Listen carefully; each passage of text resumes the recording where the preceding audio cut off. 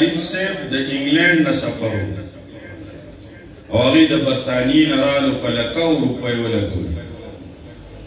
الله جل شانه دې دا محبت او دا مینا خپل دربار کې قبول او منظور قرآن سره مینا پیدا کړي زاغا دعاګانې ځان ته مخصوصوم چې نن دې ما دلته کښېنئ انکه ما عرض وکړو دې ته ډېر چې تاسو حق دی تاسو دلته خواري کوئ نو دې خپلو شاګردانو ته د آخري حدیث د دې څه تشریح بیا که میلمه حقي بیا زموږ نه ډېر مشر دي حافظ شیر محمد صاحب او ډېرې بهترینې خبرې جوړې خبرې موږ ته وکړي نن به زه انشاءالله د هغې د تقریر په رڼا کې د بخاري شریف ختم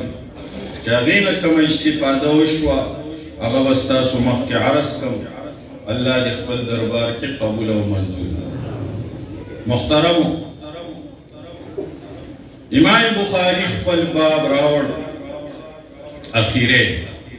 قول الله ونزع الموازين القسط ليوم القيامه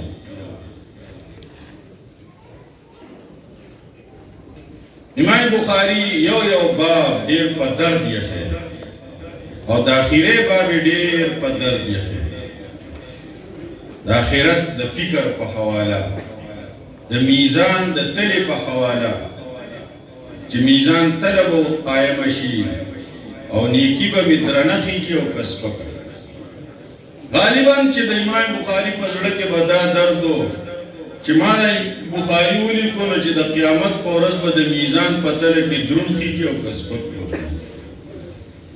مونږ دا سبقونه وویل نو مونږ ته هم پکې تعلیم راکوي چې زمونږ دا سبق او دا خواري د استادانو دا پړایي د طالب علمانو دلته دا خواري دا به د میزان په تله کې څه وزن راکړي او که نه خدای تا ته به قبول یي او که به نه یي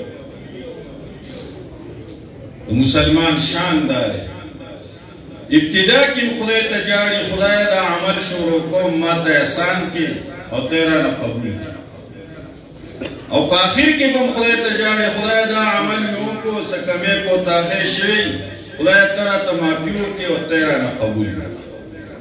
گویا کې امام بخاري اصل نقطې طرف ته ما او تا راولي چې د قبولیت فکر پیدا کړي د شهرت فکر ختم کړي شهرت پسندی ختم کړي چا ولیدم که چا ونه لیدم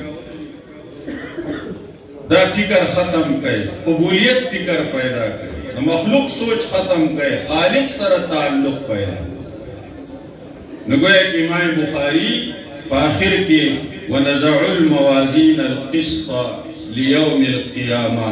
په دې بنیاد امام بخاري درود شریف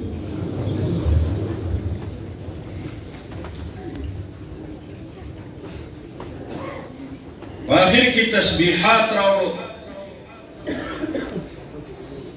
نو د حافظ شیر محمد صاحب د تقریر په رڼا کې یو نکته ذهن ته راغله چې امام بخاري دا ویل غواړي خپلو بچو ته چې بخاري خلاص کو بچو ګورې د رزق فکر به نه کوئ ستاسو رزق او د فرشتو رزق به وي سبحان الله وبحمده سبحان الله العظیم تعلق مع الله مضبوط کړئ ستاسو اصل خوراک به ذکر وي ستاسو اصل خوراک به د تسبیحاتو شغل امام بخاری رحمه الله په آخر کې دا باب د دین د تقریر پر رڼا کې چې دې تاسو ته ووایي چې فارغ نه شو مشغول شو اوس مشغول شو امام بخاری په آخر کې راوړو گویا کې وایذا فرغت فانصب ته اشاره کوي چې فارغ شوې اوس ستړي ته جوړ شوې اوس په ځان ستړی موږ حضرت محتمم رحمه الله حضرت محتمم سے چې موږ له پګړۍ تړله د سوات محتمم سے هغه پګړۍ ته پګړۍ نه وي